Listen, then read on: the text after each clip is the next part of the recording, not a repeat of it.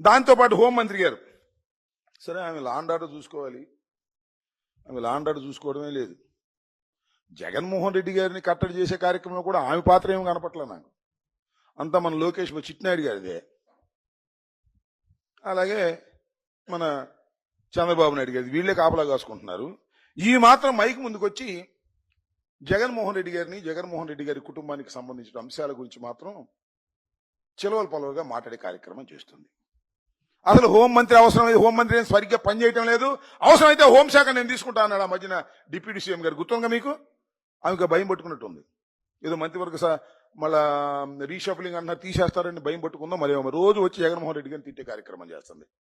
జగన్మోహన్ రెడ్డి గారిని తిట్టే కార్యక్రమం చేయడంతో పాటు వాళ్ళ కుటుంబ సమస్యల గురించి మాట్లాడుతూ ఉంది. తల్లి చెల్లి, ఈ వాటాలు తగాదాలు,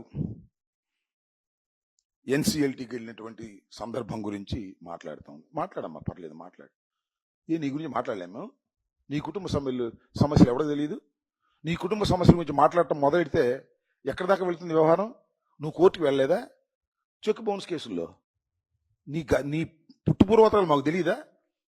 కొంత లిమిట్ ఉండాలి దేనికైనా. ఆ లిమిట్ దాటి మాట్లాడేటటువంటి పరిస్థితికి హోంశాఖ మంత్రి గారు వస్తున్నారు. ఇది సరైనటువంటి విధానం కాదని ఈ సందర్భంగా నేను హెచ్చరించదలుచుకున్నాను.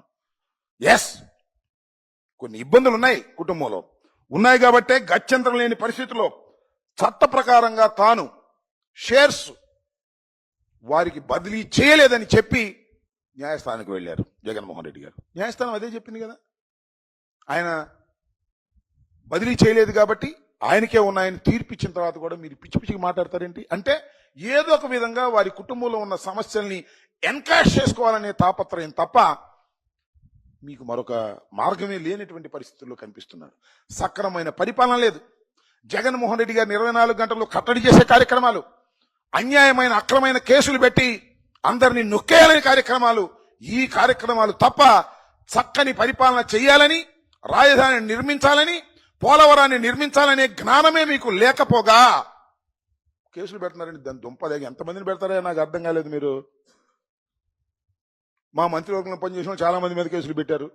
కొంతమందికి యాంటిసిపేటరీ బెయిల్స్ వచ్చినాయి, కొంతమంది జైల్లో ఉన్నారు. ఏమైపోద్ది? జైల్లో ఉంటే జైల్లో ఉండిపోతారా? ఒక చెడు సాంప్రదాయాన్ని మీరు ఇవాళ ప్రవేశపెడుతున్నారు. రేపేమైంది? మా గవర్నమెంట్ వచ్చిన తర్వాత మా జనం అంతా ఏం చేస్తారు? వాళ్ళు కూడా లోపలేండి అంటారు, వాళ్ళు తప్పులు చేయలేదా అంటారు.